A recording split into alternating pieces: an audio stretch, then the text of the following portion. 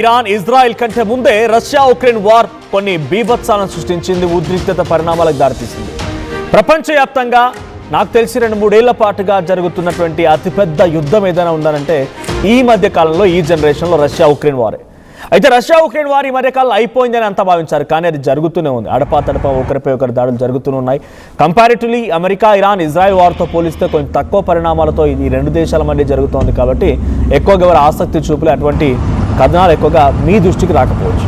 అయితే ఇప్పుడు ఉక్రెయిన్ పై రష్యా మరోసారి భీకరంగా దాడులు చేసింది. కారణం ఉక్రెయిన్ ఇటీవల రష్యాపై చేసినటువంటి దాడికి ప్రతీకార దాడే ఈ రష్యా చేస్తున్న దాడులు. ఈ దాడిలో నిన్న ఉక్రెయిన్లో 10 మంది పౌరులు మరణించారు. దీనికి సంబంధించి కార్కివ్, డ్నిప్రో, జపోర్జియా నగరాలపైన కూడా మిసైలు, డ్రోన్లతో అటాక్ చేసింది రష్యా. ఇండస్ట్రియల్ కారిడార్లు, కీలక మౌలిక వసతులపైనే ఎయిర్ స్ట్రైక్స్తో రష్యా రిటిలియేషన్ మొదలుపెట్టింది, తిరిగి దాడి చేయడం మొదలుపెట్టింది. ఇక డ్నిప్రో సిటీలోనే 6 మృతి చెందితే 30 మందికి పైగా గాయాలయ్యాయి. ఇక రెసిడెన్షియల్ ప్రాంతాల టార్గెట్గా రష్యా అటాక్స్ చేస్తోంది. అయితే ప్రస్తుతం అక్కడ కుప్పకూలిపోయినటువంటి ఆ భవనాల శిథిలాల కింద రెస్క్యూ ఆపరేషన్ కొనసాగుతుంది. 2 రోజుల క్రితం ఎగ్జాక్ట్లీ 2 days బ్యాక్ ఉక్రెయిన్ రష్యాపై కూడా ఇదే మాదిరిగా అటాక్ చేసింది. రష్యాలో ఉన్నటువంటి అతిపెద్ద ఆయిల్ రిఫైనరీ లక్ష్యంగానే ఉక్రెయిన్ దాడులు చేసింది. ఈ దాడిలో రష్యా ఆయిల్ రిఫైనరీలకి భారీగా నష్టం వాటిల్లింది. ఉక్రెయిన్ దాడులకి ఇప్పుడు ప్రతీకార దాడే రష్యా చేపడుతోంది. తాజా ఘటనతో మరింత ఉధృతంగా మారింది రష్యా ఉక్రెయిన్ యుద్ధం. సో ఇప్పుడు జరుగుతున్నటువంటి యుద్ధం ఇది కేవలం ఒక వార్ ఆఫ్ వెపన్స్, చిన్న చిన్న వెపన్ల యొక్క అటువైపుగా దాడే తప్ప అంత భయంకరమైనటువంటి యుద్ధం ఇంకా మరికొద్ది రోజుల్లోనే మొదలు కాబోతోంది. ఎంతటి భయంకరమైన యుద్ధం అంటే ఇరాన్ని ఎప్పటికీ భరించి భరించి భరించి ఓపిక నశించినటువంటి రష్యా సమయం కోసం, సందర్భం కోసం ఎదురు చూస్తోంది. ఒక్కసారి వేటేస్తే ఇక తిరిగి లేవకూడదని రకంగా అమెరికా ఏ రకంగా అయితే ఇరాన్పై అటాక్ చేసిందో అదే మాదిరిగా రష్యా ఉక్రెయిన్పై కూడా అటాక్ చేయబోతుంది. ఇక్కడ చిన్న తేడా ఏంటంటే గల్ఫ్ కంట్రీస్ అన్నిటికీ ఇరాన్ వ్యతిరేకంగా మారింది. గల్ఫ్ కంట్రీస్ ఇరాన్ మొదట్లో సహకరించినట్టుగా మాట్లాడి ఒక లేఖను రిలీజ్ చేసిన ఇరాన్ ఇజ్రాయెల్ మధ్య యుద్ధం సమయంలో, ఆ తర్వాత అమెరికా ఎంట్రీ ఇచ్చిన తర్వాత గల్ఫ్ కంట్రీస్ తమ సపోర్ట్ని మొత్తాన్ని ఇరాన్ నుంచి విరమించుకున్నాయి. కానీ ఇక్కడ యుక్రెయిన్కి ఏం జరుగుతోంది? యూరోపియన్ నేషన్స్, నాటో దేశాలన్నీ కూడా యుక్రెయిన్కి సహకరిస్తున్నాయి. బ్రిటన్ మొన్న ఆర్థిక సాయం చేసింది యుక్రెయిన్కి. బయట నుంచి ఆర్థిక సాయం అందుకోవడం, రష్యాపై అటాక్ చేయడం. ఇన్ఫ్యాక్ట్ అమెరికా కూడా రష్యాకి కాదు ఉక్రెయిన్కే సపోర్ట్ చేస్తోంది. న్యూట్రల్గా కూడా కాదు, ఉక్రెయిన్కి వన్ సైడ్గా సపోర్ట్ చేస్తోంది. రష్యాని చాలా సందర్భాలు విభేదించింది. యుద్ధాన్ని ఆపుతానని చెప్పి 2 దేశాల అధినేతలతో చర్చలు జరిపారు అమెరికా అధ్యక్షుడు డొనాల్డ్ ట్రంప్. కానీ ఏమాత్రం ఉపయోగం లేదు, మళ్ళీ యుద్ధం జరుగుతూనే ఉంది. అయితే లాస్ట్ 48 అవర్స్గా జరుగుతున్న యుద్ధానికి సంబంధించి ఒకసారి రష్యాలో ఎటువంటి దాడులు ఉన్నాయి, దానికి ప్రతీకారంగా రష్యా ఉక్రెయిన్పై ఎటువంటి దాడులు చేసింది, ఒకసారి విజువల్ చూద్దాం.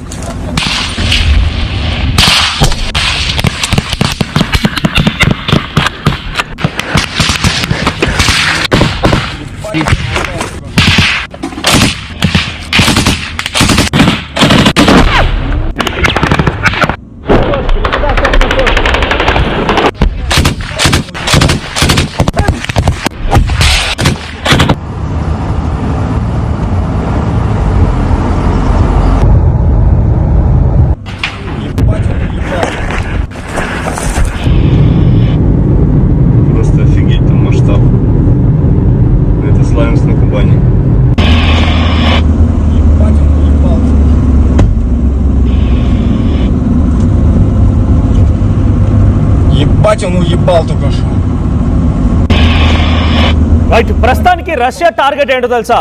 ఉక్రెయిన్లోని కోస్టియాన్వికా అనేది ఒక కీలకమైన ప్రాంతం, ఎక్కడైతే వాళ్ళకి సంబంధించిన కీలకమైనటువంటి ఆయుధాలు, డ్రోన్లు ఉన్నాయి. మీకు కనుక గుర్తుంటే నాకు తెలిసి ఎగ్జాక్ట్గా 1 ఏడాది క్రితం అనుకుంటా. 1 ఏడాది క్రితం ఏం జరిగింది? ఉక్రెయిన్ కొన్ని కంటైనర్లలో డ్రోన్లను తీసుకొచ్చింది. ఎక్కడి నుంచి వచ్చాయి కంటైనర్లు? రష్యా కళ్ళుగప్పి నావిగేషన్లని మొత్తాన్ని విడిగొట్టించి ఎటువంటి టెక్నాలజీకి అంతు చిక్కకుండా రష్యాలో తిరిగేటువంటి కొన్ని కంటైనర్లు, ట్రాన్స్పోర్టింగ్ కంటైనర్లో డ్రోన్లు వస్తాయి. వచ్చి రాగానే ఒక 10 కంటైనర్ల నుంచి గాల్లోకి డ్రోన్లు ఎగరడం, ఆ డ్రోన్లు అన్నీ వెళ్ళిపోయి ఒక దాని ఏమంటారు ఎయిర్ ఫోర్స్పై అటాక్ చేయడం, ఎయిర్ బేస్పై అటాక్ చేయడంతో 32 యుద్ధ విమానాలు పూర్తిగా నుజ్జు అయిపోయాయి. వాటి అన్ని పేల్చేసింది ఆ డ్రోన్లు అన్ని కూడా, 32 యుద్ధ విమానాలు. ఇది చిన్న విషయం కాదు. నాకు తెలిసి రష్యా ఉక్రెయిన్ యుద్ధంలో ఉక్రెయిన్ చేసిన అతిపెద్ద బిగ్గెస్ట్ సీక్రెట్ ఆపరేషన్ ఏంటంటే ఇదే. ఒక ఎయిర్ బేస్ పై అటాక్ చేసి రష్యాలో 32 యుద్ధ విమానాలను పేల్చేసింది. ఆ కంటైనర్లో డ్రోన్లు వస్తాయి, అక్కడికి రాగానే ఓపెన్ అయిపోతుంటాయి, ఆ తర్వాత అటాక్ జరుగుతూ ఉంటుంది. ఒకటా రెండా ఇలా అనేక సందర్భాల్లో ఉక్రెయిన్ కూడా తమ ఎత్తుగడని స్కెచ్ని వేసి అమెరికా సహాయంతో యుక్రెయిన్ యూరోపియన్ సపోర్ట్ కూడా ఉంది, ఈ దేశాల సహాయ సహకారాలతో రష్యా పైన భయంకరమైన దాడిలో కూడా పాల్పడుతుంది. అది ఇప్పుడు 2 రోజుల క్రితం కూడా ఇలాగే ఆయిల్ రిఫైనరీల పైన ఉక్రెయిన్ చేసిన అటాక్ భారీ నష్టాన్ని సమకూర్చింది రష్యాకి. ఆ నష్టానికి ప్రతీకారంలో భాగంగానే ఇప్పుడు ఈస్టర్న్ పార్ట్ ఆఫ్ యుక్రెయిన్ కోస్టియాంటి ఎన్వికా అనేటువంటి ఆ నగరాన్ని చుట్టుముట్టి అక్కడ రక్షణ వ్యవస్థలో కీలకమైనటువంటి ఫోర్ట్రెస్ బెల్ట్ లో భాగంగా చిన్న చిన్న దళారులు చొరబడి డ్రోన్లు, గైడ్ బాంబులు, ఆల్జర్లతో రష్యా పైన ఒత్తిడి పెంచుతోంది ఆ ప్రాంతం. ఇక యుక్రెయిన్ సైన్యం ఇంకా నగరాన్ని నిలబెట్టడానికి ప్రయత్నిస్తోంది. రష్యా అక్కడ కొంత ఆందోళన క్రియేట్ చేస్తోంది. ఉక్రెయిన్లోని కోస్టియాన్స్వికా అనేటువంటి ఈ ప్రాంతాన్ని మొత్తాన్ని కూడా రష్యా తమ కబంధ హస్తాల మధ్య చుట్టుముట్టేసి అక్కడ భయంకరమైనటువంటి దాడులకు పాల్పడుతోంది. సో కనీసం ఇప్పటివరకు ఈ 24 అవర్స్లో 12 మంది చనిపోతే 40 మంది గాయాలయ్యాయి. దాంట్లో డ్నిప్రో, జపోర్జియా, సుమి, కార్కివ్ ఈ ప్రాంతాలు ఎక్కువగా దెబ్బతిరిపోయాయి ఉక్రెయిన్లో. సో అక్కడ కంప్లీట్గా కరెంట్ పవర్ సప్లై కూడా ఆగిపోయింది, ట్రాన్స్పోర్టేషన్ ఫెసిలిటీస్ ఆగిపోయాయి. ఇక ఉక్రెయిన్ ఎక్కువగా వాడేటువంటి డ్రోన్లతో రష్యా ఇంధనకు సంబంధించినటువంటి ఆయిల్ రిఫైనరీ కేంద్రాలని, రైల్వే మార్గాలని, సరఫరా చేసినటువంటి ట్రాన్స్పోర్టేషన్ని, మరీ ముఖ్యంగా క్రిమియా వైపుగా వెళ్ళేటువంటి లాజిస్టిక్స్ పైన కూడా. క్రిమియా అనేది ఒక ఐలాండ్, రష్యా ఎప్పటి నుంచో అక్కడ ఉంటుంది, అక్కడ బాగా వేయాలని చూస్తోంది. ఆ ప్రయత్నమే ఇప్పుడు భయంకరమైన యుద్ధంగా మారింది. సో క్రిమియా వైపుగా వెళ్ళేటువంటి ఆ లాజిస్టిక్స్, ట్రాన్స్పోర్టేషన్ మొత్తాన్ని కూడా దెబ్బతీసింది ఉక్రెయిన్. ఈ దాడులతో ఆ ప్రాంతాల్లో ఆయిల్ రిఫైనరీకి సంబంధించిన అటాక్ తర్వాత ఆయిల్ స్కార్సిటీ ఏర్పడింది, ట్రాన్స్పోర్టేషన్కి ఇబ్బంది అవుతోంది, అనేక రకాలుగా ఇబ్బంది పడుతున్నారు. దీనికి సమాధానంగానే ఇప్పుడు ఉక్రెయిన్ పై అటాక్ చేసింది రష్యా. వ్లాదిమిర్ పుతిన్ ఉక్రెయిన్ ప్రతిపాదించినటువంటి పరస్పర దాడుల విరమణ తిరస్కరించారు అని చెప్పి రష్యా అంటోంది. డోన్ బాస్ మరియు ఉత్తర ప్రకటిత లక్ష్యాలు నెరవేరే వరకు కొంత యుద్ధం కొనసాగుతుంది అనేది రష్యా చెప్తోంది. అంటే వ్లాదిమిర్ పుతినే మాపై అటాక్లో భాగంగా ఆ సీజ్ ఫైర్ అండర్స్టాండింగ్ని బ్రేక్ చేశారని చెప్తూ ఉన్నారు అటువైపు జెలెన్స్కీ. సో ఉక్రెయిన్ జెలెన్స్కీ చెప్తున్న మాట అది. కానీ ఇక్కడ రష్యా ఏం చెప్తోంది, మాపై అటాక్ని మేము తిప్పికొడుతున్నాం అంతే. వ్లాదిమిర్ జెలెన్స్కీ ఏమంటున్నారు, రష్యా శాంతి ప్రతిపాదన తిరస్కరిస్తోంది, రష్యా ప్రకటించేటువంటి సైనిక లక్ష్యాలను పదే వాయిదా పడుతున్నాయని, ఉక్రెయిన్ తన ఖచ్చితమైన డ్రోన్ దాడులను కొనసాగిస్తుందని చెప్పుకొచ్చారు వ్లాదిమిర్ పుతిన్కి అగెయిన్స్ట్గా జెలెన్స్కీ. సో ఇప్పుడు రష్యా అనేది ఎక్కడ టార్గెట్ చేస్తోంది, తూర్పు ఫ్రంట్లో దాడులను మరింతగా వేగం చేసింది. ఉక్రెయిన్ డ్రోన్లతో సరఫరా మార్గాల మొత్తాన్ని కూడా దాడులు చేస్తోంది. ప్రధానంగా హాట్స్పాట్గా ఉన్నటువంటి ప్రాంతాలు డోన్టెస్క్ అండ్ కోస్టియాంట్వికా ఇటు ఉక్రెయిన్లో ఉన్నటువంటి ప్రధానమైనటువంటి టార్గెట్స్. సో వైమానిక దాడులు కొనసాగుతున్నాయి. దాడుల్లో అనేక రకాలుగా ఇటు రష్యా వైపు కూడా భయంకరమైన నష్టం వాటిల్తోంది. శాంతి చర్చలు మొత్తం కూడా ప్రస్తుతం నిలిచిపోయాయి. రష్యా కొన్ని ప్రాంతాల్లో కొంత స్లోగా ముందుకు సాగుతుంది. ప్రత్యేకంగా డోన్టెస్క్ ఫ్రంట్లో చాలా స్లోగా తమ మూమెంట్ని కదుపుతూ మొత్తంగా ఆక్రమించే ప్రయత్నం చేస్తోంది. సో దూర ప్రహార సామర్థ్యంలో ఉక్రెయిన్ డ్రోన్ దాడులతో సంబంధించి ప్రజెంట్ అటాక్స్ మొత్తం కూడా రష్యా వైపు కూడా తీవ్రమైన నష్టం వాటిల్తోంది. కాబట్టి దానికి ప్రతీకార చర్యలు అంటున్నారు పుతిన్.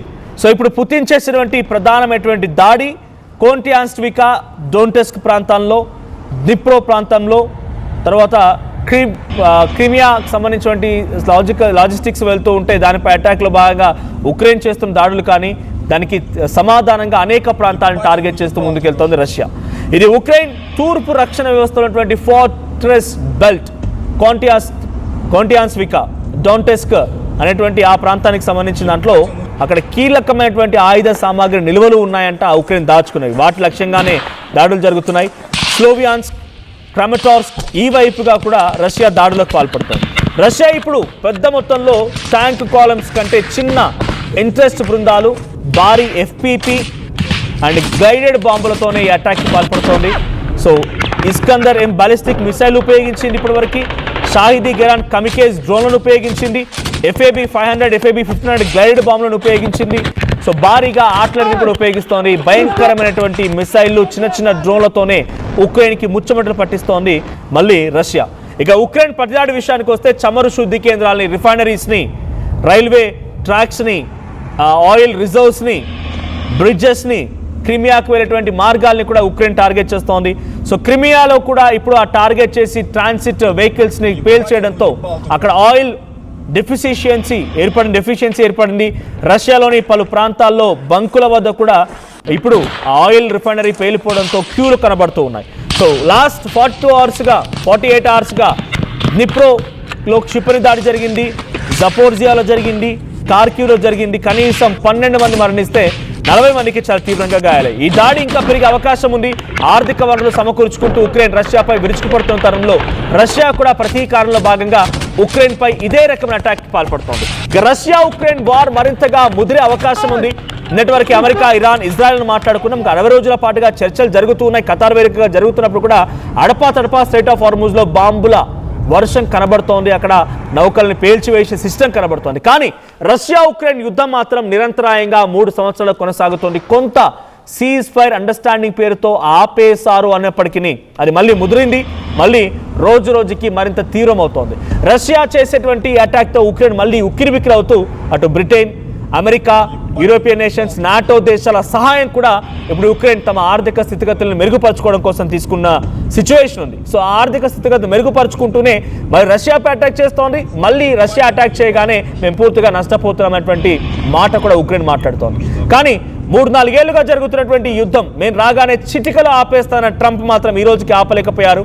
ఈ రోజుకి యుద్ధం కొనసాగుతుంది అని అంటే డెఫినెట్గా ట్రంప్ కూడా ఇక్కడ బిగ్గెస్ట్ ఒక బ్లాక్ మార్క్గా ఉన్నాడని చెప్పాలి.